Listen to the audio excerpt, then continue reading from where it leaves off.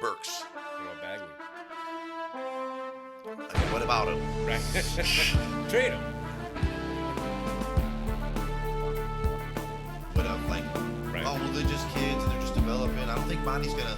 He said he's not gonna let that get off the hook with that. No, I don't think so.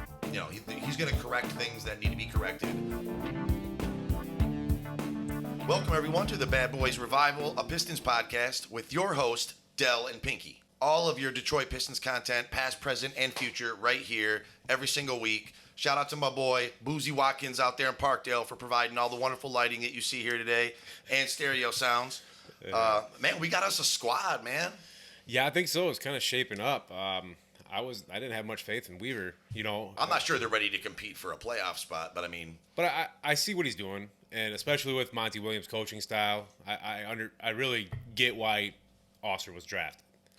I see that he's trying to mix the idea of like defensive-minded players like Duran and Ossar and, you know, even Cade is just not a liability, and nobody's really a liability defensively other than Ivy Boyan. and Yes, so Ivy, I'm not really concerned about his defense so much as I am about his offense, to be honest with you. Yeah? Like, I'm not in love with his mechanics. It seemed like he came out in game one and did the exact same thing that he did last year in Summer League, which was force his speed. 6 turnovers that first game. Yeah, I mean, he wasn't careful with the ball, and it was like, it shows me that his growth is still inconsistent, and that's still fine because, like I said, I don't think we're like ready to compete and win on that level yet. I kind of disagree with you there because the last month and a half, 2 months of the season last year, he really progressed. Instead of just being a drive and kick point guard, because when he really took over the point guard role, he's more of a drive and kick guy. He changed his shot mechanics throughout the year, and Well, that was also because of Dwayne Casey, and because we didn't have Cade. So I wonder what Monty's going to do with that, because it seemed like that was one of his strengths coming out of that season. But I'm saying he's willing to adapt. So Right. we see that, and he did push it real hard in the first 2 games. Second game was a little bit better, obviously, but yeah, 6 turnovers and horrible shooting that first game. He's still trying to push that shot, which I want it higher, you know. But Right. But you know what can I do? Whatever. Nobody really has a great looking shot on our team. The speed's still Cade's real. A little bit could come up a little bit. Well, for sure. You know, but We were the worst shooting team last year. so I mean, free agency. We brought in Monty Morris. We We traded for Joe Harris. traded for Joe Harris. So we brought in Joe Harris. Right. Really low key moves. I mean, I remember reading something about they've had their eye on Joe Harris for a couple of years now, and it's like, really, like, for what? Because he's a top 5 3-point shooter of all time. Yeah, which is why he should be on a team that's like trying to compete. Well, Brooklyn was just trying to jump the salary. Right. Okay. Fair enough. So we were just like we have been the last couple of years, a place where you can go and spend a year, and then we'll ship you out and get nothing in return. Yeah. We're just basically we get all the bad contracts teams don't want. Because I get it now because Can't really wait till that's not a thing anymore. Right. Weaver's trying to build something. Granted, I'm not happy with the amount of time it's taking.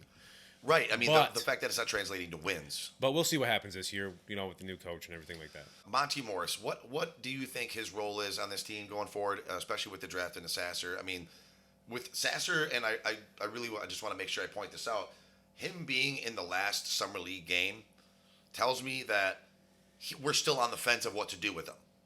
Because we had basically pulled out everybody else that we knew was going to be playing. Mm-hmm. So that I don't know if that's something I should not read too much into, but I think at the same time, it tells me that Monty Morris might play more of a role on this team than Sasser. Well, I definitely think so. I think he's going to be the first point guard off the bench, or competing with Killian for that if Killian doesn't get moved. But yeah, he's a great assist turnover ratio guy. He shoots the ball well. He can lead in offense. He's streaky, but whatever. He doesn't shoot. He's not a volume shooter anyway. So. Another really big Troy Weaver move where he brings in somebody who nobody knows, and he has zero expectation to do anything here. So. Well, we know Monty here because, you know, the Flint ties, you know, so we're just outside of Flint, by the way. Right. So maybe that'll energize him to play like a big role in this team, but maybe his role is really just to be. He's always been a solid backup. Like Magruder, just like a leader to the young kids. He's going to do more for us than Magruder did. You know, and I don't really like the idea of getting. Not really saying too much, but no, but I don't like what Magruder When he came out, man, he was a bucket. Let's be honest, though. Right. So we draft Osser. I was not shocked because we heard about it beforehand. Like we had heard he had a good workout here, and that we really liked him and him and Hendricks. Right. Yeah, they had the best. Which workouts. is funny because Hendricks is the guy we wanted, and we didn't really look too much into the Thompson twins. I mean, we sort of did, but we watched all the film. We watched all the film, but never really considered them for here. So, but when you start considering them only for here, considering what we wanted, it was our own personal beliefs. We wanted a 3-and-D guy. Right. But like, I think I have to like give Troy Weaver the credit of finding somebody that wasn't necessarily.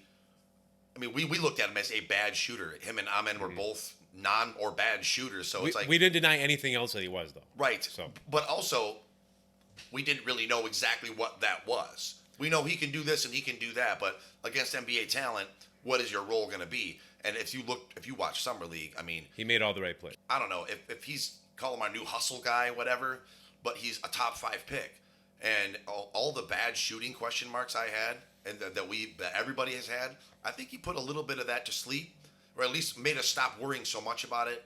Right. And I just think you could just tell right away his work ethic. You can't really say what this guy is not going to be able to do, because I think the fact that he stayed in overtime elite for a whole extra year, like he could have came out last year because he was 19. He spent 1 year out of high school, whatever his situation would be. He came out when he was 20.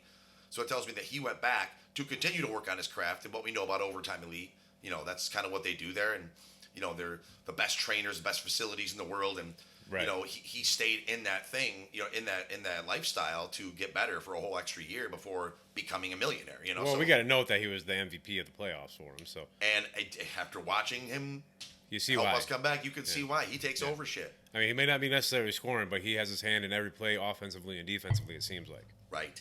And so it's immediately I see him as like a glue guy that's going to make everybody better. And right. I mean, if he gets a shot, if he develops a nice jump shot, it's scary. I mean, what we watched, if you leave him open and he takes the shot. Yeah, he didn't seem to shoot bad. I mean, his mechanics aren't perfect by any means, but right.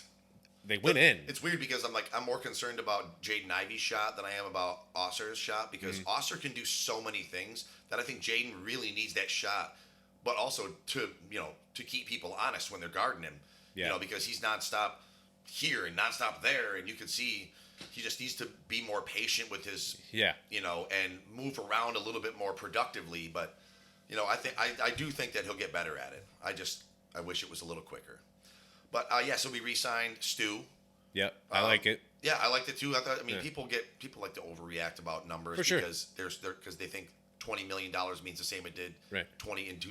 Well, we've been saying since the first year we had him, we got to move him to the 4, and he's going to be a bench guy. Unfortunately, I don't think he still doesn't work out as a 4. But I mean, we don't know what we have with him. Yeah, I mean, his jump shot looked nice last year. A lot of them rimmed out. A lot of hard, tough luck misses. Right. It's like his shot doesn't look horrible. It's his ball handling that I have the biggest issue with. But is he worth $15 million? Yeah. Right. Absolutely. And I think he represents the city. Yep. He plays good defense, and I mean, he's bad on a camera. Yeah. But I mean, I'm not going to fault him for that. No, you do so many other things, my friend. It doesn't matter how you are on a camera.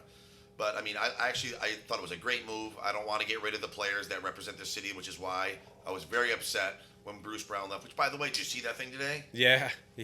Very, very disturbing. But it actually makes sense because upon reading it immediately, I said, "Oh, what the hell? That was stupid." Got rid of him just because he left. But it's like, I get it. Yeah. If you wanted to make a point, you made it. I still don't agree with it. I don't agree with it because Bruce Brown, you can't just leave when you got a whole regime change coming in. Right. When they called you and say, "Hey, let's get together and play golf." Yeah, I will in 2 weeks. Yeah. Like, I don't understand why he's so surprised that they didn't message him back. Like, he should have been, 3 hours later when they didn't message him back, be like, "Hey, never mind. I'm not leaving for 2 weeks. I can celebrate my birthday whenever the hell I want." Right. Basketball is more important than my damn birthday. Yeah. So I get it. I really do. And he went on to win a championship. So, I mean, what are you going to do? Good for him. Yeah. I've always been a Bruce Brown fan. I'm still a Bruce Brown fan. Still a Bruce Brown fan. Yeah, that's pretty funny, though. But coaching changes, man. So bringing in Monty Williams, not my favorite hire of all time, but Solid though. solid. Yeah, absolutely. Like Very he's solid. The best coaching Candidate. best coach on the market. Yeah, absolutely. We got him. And we're paying. And I think enough he's going to for do him. a lot for our guards. I like his motion-based offense. Real quick hitters. Yeah, you heard Jared Jack. Point 0.5. 0.5. We had no idea what that meant, but I was like, Then we figured it out. Our critical thinking kicked in without doing any kind of research. 0.5 And, seconds because it looks like make a decision in 0.5 seconds. right. That's it. So that Jared Jack I like that dishing out, philosophy. that's coming straight from Monty. Like that's his offense. Jared Jack is his assistant coach. Absolutely, and I like that philosophy. Along with Steven Silas, not my favorite coach, but you know what? When head coaches get fired and become offensive coordinators, usually they do a great They do job. a pretty good job. Because that's what they did before that they were good at. Yep. So putting him back in this position where maybe he's doing exactly what he was good at in the first place, and we'll see. I just think that he doesn't look like he commands respect, which I could be totally fucking wrong. We've said that for years now. Watching him coach. Maybe I'm just like one of those old guys who wants to see some alpha guy in the sidelines just like being a dickhead, but that's probably Jared Jack. Yeah. Meanwhile, Monty's the player coach. So Brian Randall, he played professional basketball in Israel, primarily in Israel. I mean, I guess he had one little stint in Germany, but all in all, he won a championship in 2009, MVP in 2010, and 3-time Defensive Player of the Year, 09, 2014, and 15. So he's going to be the assistant coach, probably doing the defense. Yeah, I mean, he could MVP in 2010. Who knows? I didn't look at his box scores, but I'm assuming that he knows how to play fucking basketball. I mean, how tough is that league over there? But he knows his at the same fundamentals time, pretty well, but still. Well, you have 3 Defensive Player of the Year awards. It tells me you have some defensive acumen, and that's Correct. probably why you're here. That's probably why you're here. Right. That does stand out more than anything else does. That's instantly what caught my ear. So, and the other assistant coach, Steven Scalzi, or Scalzi, whatever his last, how do you pronounce it? He is not a player, not a former player, just had a string of, worked his way up from the gutter. I think it was Northeastern something, did something there, and then something somewhere else, some other unknown college, and then moonlighted as a bartender in Skokie, Illinois, and then resurfaced, and then did 7 years at player development with OKC. And that's really where you can tell he got his chops up. And, man, honestly, we're better. Right. Well, he obviously had a relationship with Troy Weaver. Right. So there was some familiarity there. It would be indicative of that, but it doesn't necessarily mean that. But, yeah. And then 2 years, the last 2 years with the Suns. So he knows Troy Weaver, and he knows Monty Williams. Yep. So, might be something to look at there. I'm not really sure, but he's like not a former player. So, just one of those numbers guys probably that, maybe inspiration. But, yeah. So, Monty, I mean, without really knowing what the hell Monty Williams, what kind of coach he is in general, what we know about him with Devin Booker and, Chris Paul and who's really running that team, I don't really know. Right. But apparently we could expect less dribbling out of everybody and far more ball movement. It's the fastest way down the court. And it drove me crazy because a few years ago we're one of the best fast break teams in the league. And we totally went away from it, or something happened. I don't know what the hell happened. So I'm excited to start seeing this faster offense happen. With Osar coming out, I've heard many people think that Stu with signing that contract means he's absolutely going to start, and whether he starts or he doesn't start, I don't think is the point. It's really Osar is the 3, right? Is that what he's going to play? I think so, or we're going to have to move Ivy to the bench, and so we can hide Bojan on defense and have Stu start at the 4 and Duran at center. I mean, it makes more sense to pair up your 2 defensive players down low with non-good defensive players. So Stu coming off the bench, obviously, in this because Duran is going to start, but hopefully, and the liability defensively people are Bagley and Wiseman. I mean, Wiseman. Well, no, Wiseman does all right. He does all right. He holds his own, but he's nothing to be like, oh my god, like Duran. Like you see it with Duran, exactly. But he's also not, oh my god, on offense enough for us to be like, hey, no, he's take some time off defense and just focus on offense. I like Wiseman. I think he's a solid player, but I just like Duran more. I think him and Stu coming off the bench gives us a lot more, and with Bagley, it just gives us a little bit more offense, because with Duran being able to do what he does, I think you can hide Bagley's non-defense with Duran down there, and you can hide him also with Osar at the 3. So you're bringing Stewart and Wiseman off the bench with Bojan. So Bojan is giving you instant offense, and you're not really hiding bad defense so much as you're just going up against second units. Right. So there's plenty of different ways to do it, but I mean, I think we argued about this for a couple minutes, and I loved it. Obviously, we both agree Osar is better suited to be a 2 than he would be a 4. Absolutely. But I think the way this game is played nowadays, you move him to the 4. Yeah. In a lot of different situations, like especially at the end of the game when you're not, you need athletes out there who can make shots and handle the ball right, and not be a liability defensively also. And I think he's going to be perfect for that. So you're going to end up running a lot of lineups with him down at the 4. Well, you're going to have a lot of circumstantial games. You're going to run into games where there is a 6'7" power forward, a 6'8" power forward, where Oscar can handle his own if he gains some weight. Right, like Golden State. Yeah. So, but I think obviously 3, but I think he's more suited to lean towards a 2 more so than a 4. Right. So. But I think naturally 3 is exactly where he belongs. That's where he belongs. Especially if he's going to be guarding the best player on the other team. Mm-hmm. Like he's going to take Tatum. Yeah.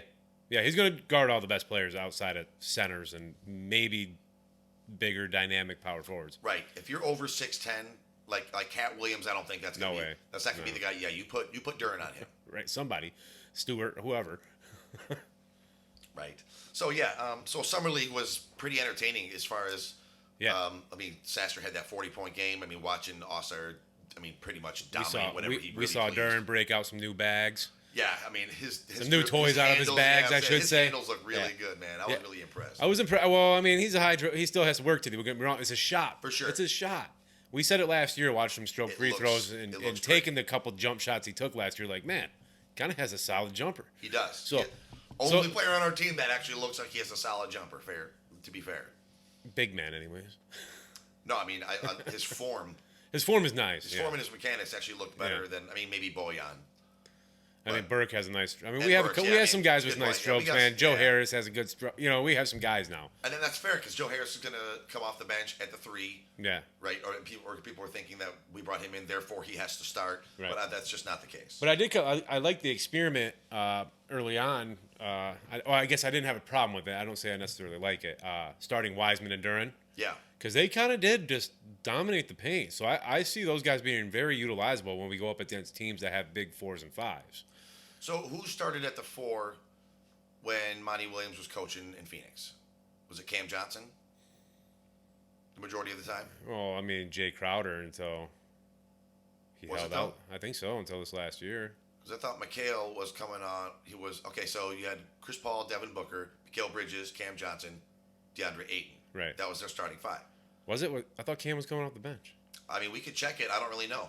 I mean, I don't care that much. Jay Crowder seems like a guy that could do whatever the hell you wanted to at any point in time. For sure. But Cam Johnson's probably a little bit taller. Right, but regardless, I mean, it's not like Crowder's a big man. You know what I mean? He's thick, you know what I mean? He's thick, yeah, right. But he's not 6'10". So it would seem to me that he took the shooter over the defense if he's starting Cam Johnson. It seemed like it, yeah. So if that's his inclination, then he's probably going to start Bojan at the 4 to get more offense. But also, I just don't know how you hide him when you start Bojan at the 4. I just well, if you do that, then you bring Wiseman and Stewart off the bench, right, together.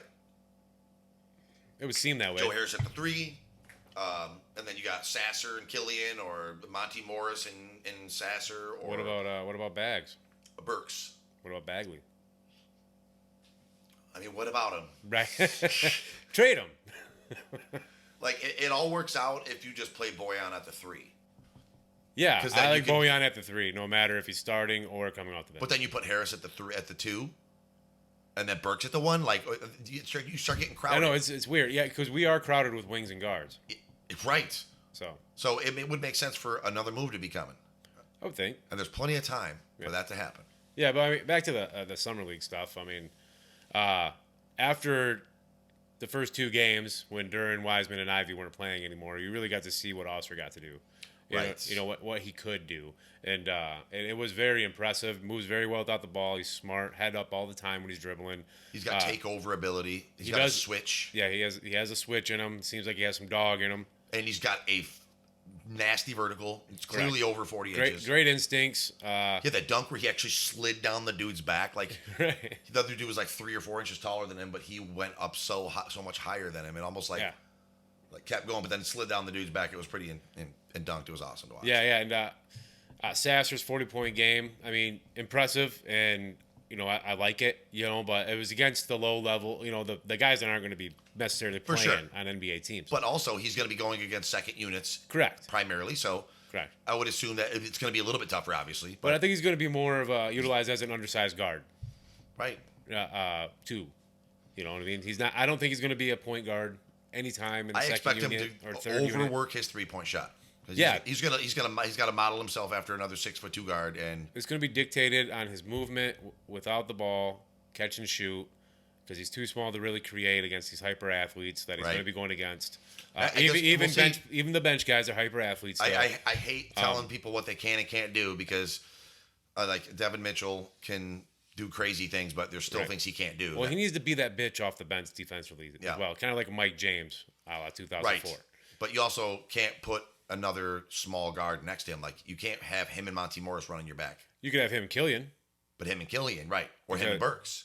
Because Burks, he can guard 1 through 3 in a lot of lineups. And Killian and Morris, I'm not really sure how that works out. Well, yeah, this is the logjam that we speak of. Right. This is the look. That's right. If you can get rid of Bagley and Killian in one trade and bring in, I mean, who would you bring in? One solid 4.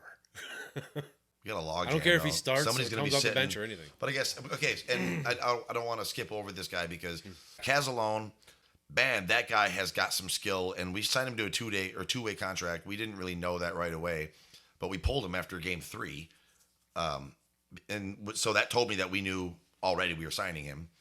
But little did I know that we had already signed him to that 2-way contract prior to Summer League even starting.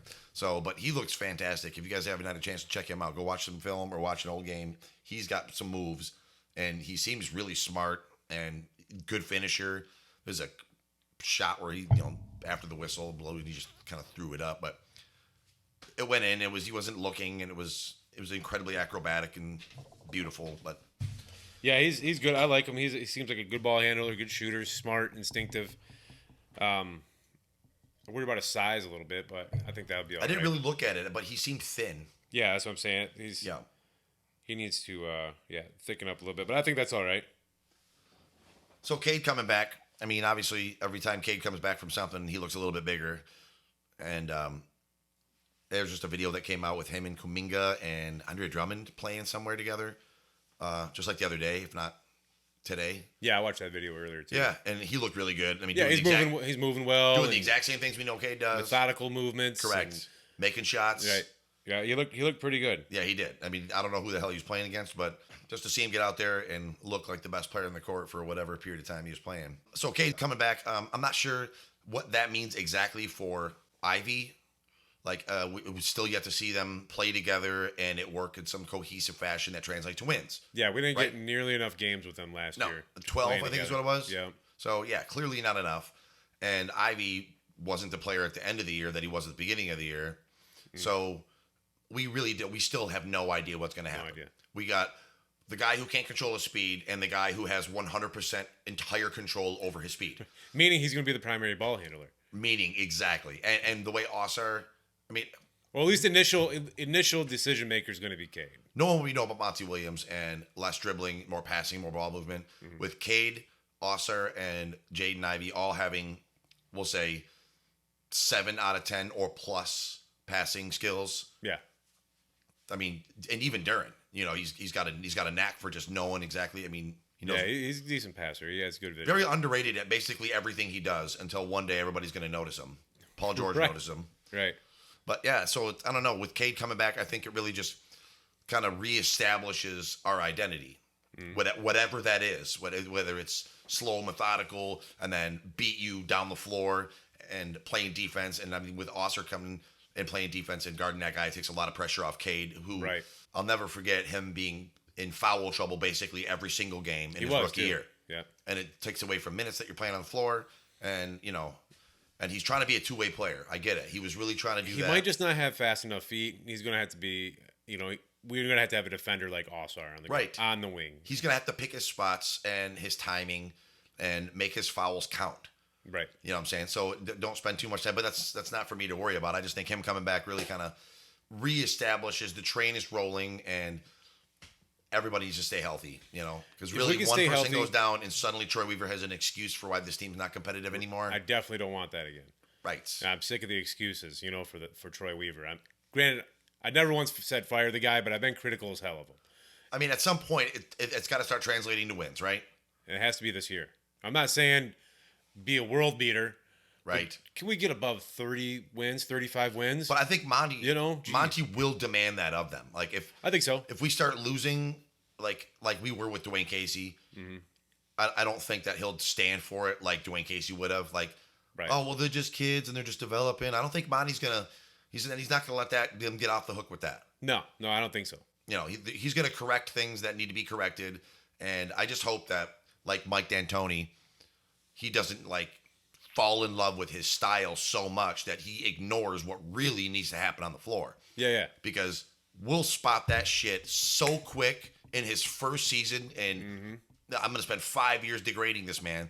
So I just really hope that whatever the problems are, he can identify them. Because I mean, shit, we chew people up for just lineup changes that don't make sense around here. Yeah, for sure. It's tough to coach here, tough to play here in that way that. You know, if you do wrong or if you do right, like we really appreciate the hustle guy, the second round pick, but the guy who got drafted 5th overall, who's working his tail always up. something with that one guy that can't shoot that we love, right? Hami, yeah. Oh man, that's probably my least favorite thing about this offseason is the fact that we let Hamidou Diallo go, and I mean, his ceiling was pretty much reached. We understand. We just liked him because he was a freaking great role stick, player, yeah. You know, but. A lot of position, but overall, he was a decent defender. He could go 1 through 4 in a lot of lineups. Right. You know, it seemed to me that it was him or Joe Harris.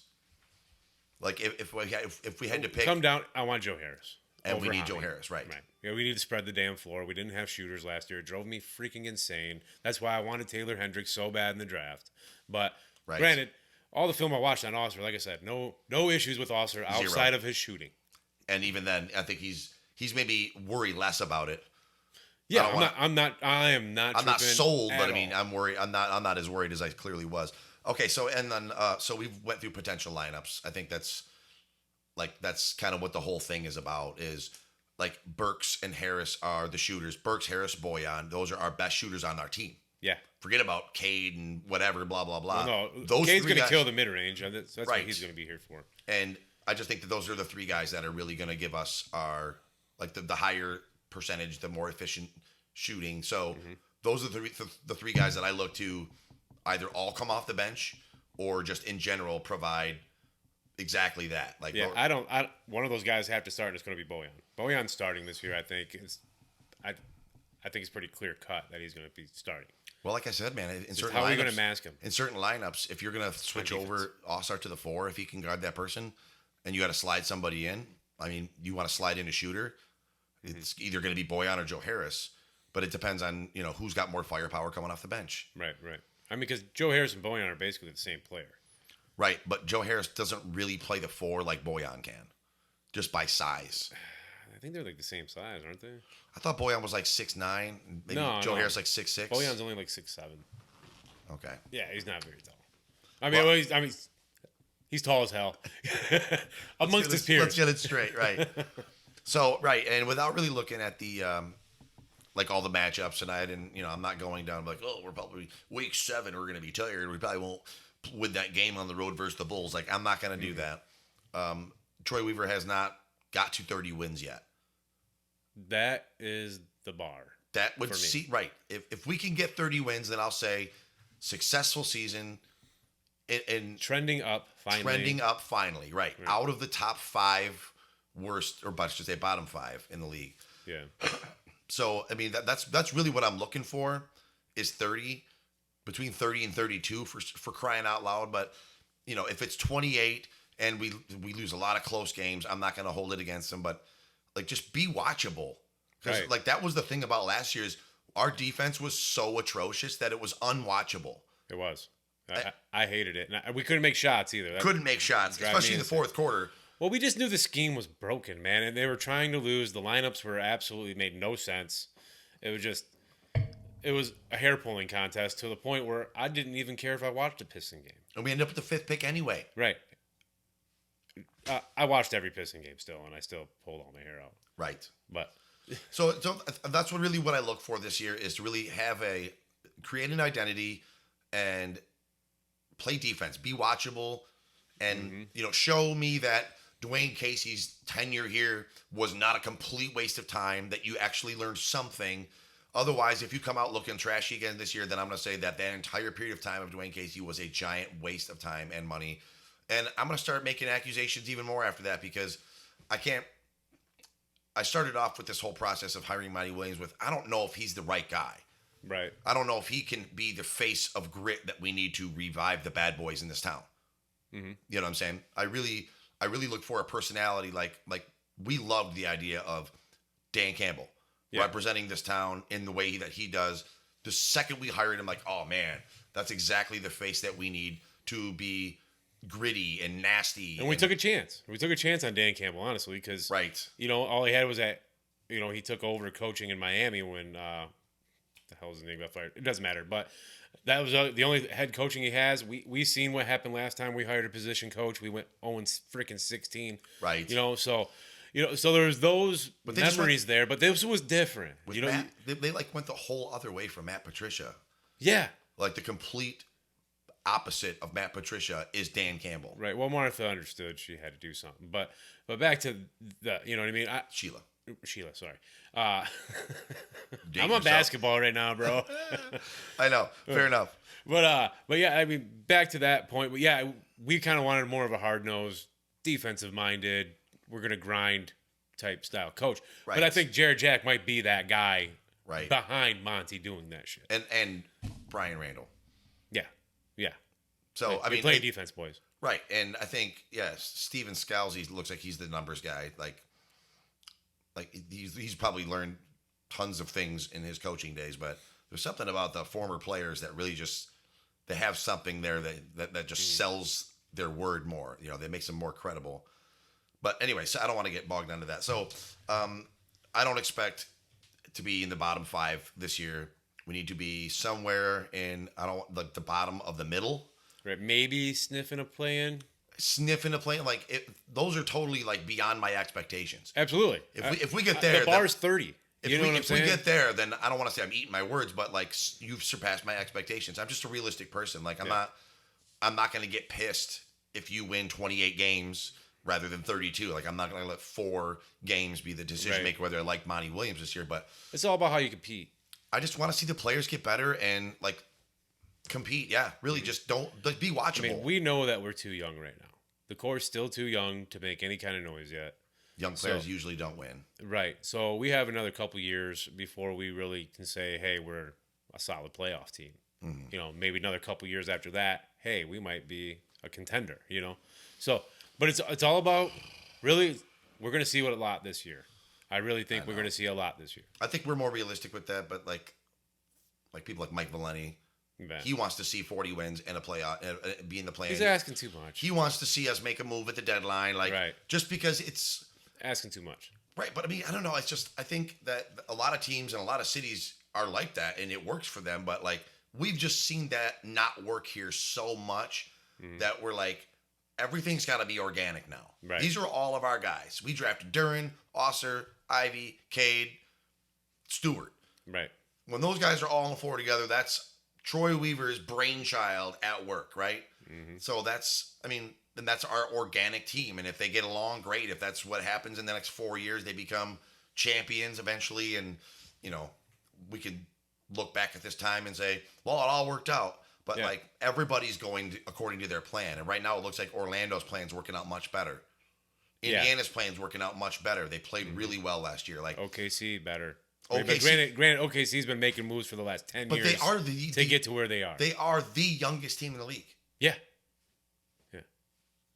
Even with Shea. He's 24, 25 now. Right, but I mean.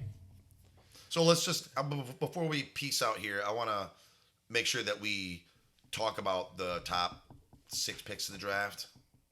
Yeah. I think that's important. I mean, Wembanyama going first. I mean, everybody knew that was the most foregone conclusion of all time. For sure. But and I don't know how popular this is going to be because I don't really give a shit. But had I had the first pick, or we had the first pick, I would have been not happy about it. I actually would have preferred the second. Right, because your hand would have been forced to pick fifth. Because, yeah, you can't. The NBA, I'm a firm believer in the draft isn't so lucky. I mean, it wouldn't surprise me that they have a real draft the night before with all the rich people in a room and they figure everything out. Right. You know, like this is the people that you're allowed to take. Which, by the way, Cam Whitmore, how'd that happen? All those guys got in that room and they're like, I didn't like the color of his eyes. The dude won MVP of the Summer League. Right. Which, by the way, we went through the list. Right. Solid list. Yeah. If you won the MVP of the Summer League, there's a good chance you're going to be at least a solid player in this league. Right. Everybody, like, we recognized 95% of the names. And all of them were at least a role player to all-star. Right. Absolutely. You know, all the way up to Dame Lillard. Right. You know? So, I mean, it's not like most ridiculous thing of all time to think that anything could happen. Right. Absolutely. You know, so you got Wembanyama going first. I'm not a huge fan of him going top. That's a huge project. I don't think you take projects that early, but that's just me, 7'5". You can't teach that. And he's already coming in no matter what else. Everything could fail, like Draymond said, and he's already an elite defender. Yeah, he's going to have that always. Always. As long as he's available. Yeah, as long as he's available. So that's where I mean, if you wanna espouse on whatever you think about him, go right ahead. But I mean, I'm pretty sure you're gonna. I think his ball handling suspect once he gets into traffic. I think he's going to be moved around easy by these grown men. I mean, we've seen Kenny Lofton Jr. manhandle him. He can't dribble low enough. No, I mean he might be able to. I mean, he has freaking condor arms. So that's true. It's just all about getting taught to. You got to keep it low. You go into the lane here. You know, more crowded. So right. But I mean, I never thought he was a good outside shooter. He gets up and down a little bit better than I thought he would. Well, he has good handling skills out on the perimeter. But I mean, my real comp with Vic. I'm not defensively. I'm sorry. Yeah, my real comp with Vic was Kristaps Porzingis, whereas a lot of other people said Kevin Durant. I was like, not. You guys remember Kevin Durant in college? Right, you don't. Or else you would not say that. Yeah, he was like 6'9", 6'10" in college. Right. But because he was, I don't know, it's 7'5" and 6'10" are very different. Yeah, vastly different. You can do a lot of things a lot quicker and faster and sudden movements at 6'10" or 7, whatever you call them, than you can at 7'5". So twitch. But the only reason they're saying that is because he can shoot and he's tall. Right. Which is just stupid.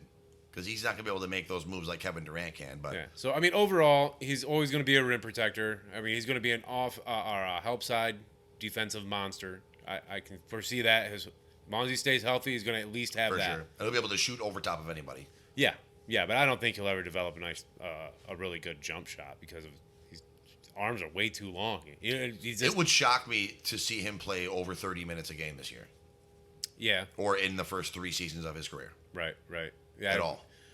Well, you got to worry about the injuries with those guys. For sure. Which is another reason that I'm so glad we didn't end up with the first pick. Right. So second overall, you got Brandon Miller goes to Charlotte. I would go. Played horrible in the summer league. I'm actually a Brandon Miller fan. I mean, I think he's. Well, so am I. He's not an alpha by any means. He seems like a guy who's going to stay in his head and not be a leader. He's going to let somebody else lead, which is fine. I just think that maybe Charlotte missed one here. I think I would have gone away from LaMelo and drafted Scoot before I drafted Brandon Miller, just because I think Scoot is going to be incredible. Right, I think Scoot's going to be awesome. I think he's like the Lamar Jackson of basketball. You know what he reminds me of? Is Baron Davis. That's who he reminds me of. Baron Davis was awesome. Oh, P. Diddy was the man before his knees said night-night. He was never top 3 in the league at his position. When he was healthy, the guy was a damn problem. He was, but I just don't think because Golden State never really won anything outside of. They beat the number 1 seed. That Dallas, best team in the NBA that year.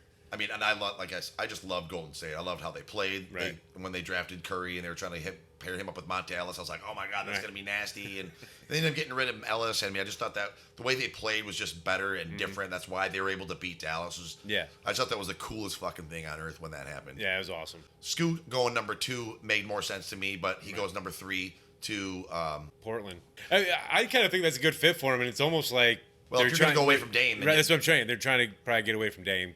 Yeah, and then you got Simons there and Shaden Sharp. Yeah, So you got a lot of talent. You got shooters. You got some athletes. You got athletes. Yeah, I mean, look for Portland in like 3 years to be very dangerous. Yeah, pretty dangerous. Especially if they keep Simons, which I don't think they'll be able to, because he's gonna. You're gonna have a lot of rookie contracts there. He's ready to compete at the highest level right now, and he can. Yeah. His takeover ability, his shooting ability. I mean, he's really good. He's a guy that you could have on your team, and people could trade for. And as far as he's a valuable player. Portland being like in a rebuilding process, they'd probably be way open to it anyway. Right. So, but I mean, so they get Scoot. That I think he was going number 1 overall in any other draft, which is why I think Charlotte really missed that one. But that's just my opinion. I just think Scoot's he's gonna command that. He's the alpha. I think he's good. Yeah, he's a dog. He's a dog, exactly. Absolutely a dog. And I love dogs, man. That's why we don't really have one on the Pistons other than Duran. Like everybody else is kind of like a specialist. Well, Isaiah Stewart, right? Yeah. But like still, when he talks, like when he does his interviews and shit, I'm like, man, why can't your voice be a little deeper or something? You know, you got that Mike Tyson thing. Duran looks like he's like between smiling and I want to kill you. Yeah, that's fair to say. And they said he's boosted up to 7 feet this year in the offseason, which is okay, whatever. Kevin Durant's 6'11", we call him 7 foot. So if you're 6'11", you're just 7 foot. Unless you're Rasheed Wallace, then we just say 6'11". With 7'10" wingspan. Right. Okay, so yeah, and then 4, you got Amen going to Houston, which that's probably the best thing they could have ever done is drafted somebody that actually has a high character. Right, and high basketball IQ, because I don't think anybody there does except for Sengun. Yeah. Yeah, I mean, they have Jay Sean Tate. I've always liked him. Oh, Jay Sean's nice, but I mean, he's definitely a bench piece, but I mean, he's like, you could see he has that dog. He's like the dive after the loose balls. He makes the right plays type guy. And you could tell he's got a good Jalen Green and Kevin Porter Jr. head cases. You can already tell. Yeah, like, and I don't know, Jalen Green, there was that video came out where him and, and it's like, it wasn't really shocking. I mean, whatever, but I mean, it's like. I mean, I'm not holding that against him, but just think like, that's where his head's at. Like, his head's not in the game. Yeah. So and Kevin Porter Jr., some of the nonsense he said last year, especially before he went up against Steph Curry. Oh, that makes all the difference. Well, it's the first step. Right.